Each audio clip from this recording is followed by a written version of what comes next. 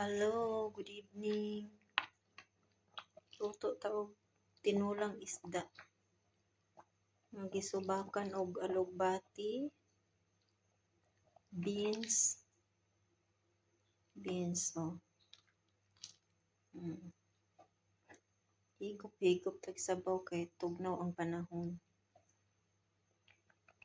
Nami ni siya nga isda kanang lapadon ba? Kani siya oh. Lapad unodon.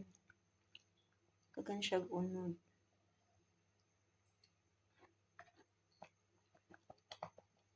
Nya nagbilin ko tag paraon-on. Ano itong panihapon guys. Panihapon mga kamaring para makahigop og sabaw ang mga pisot.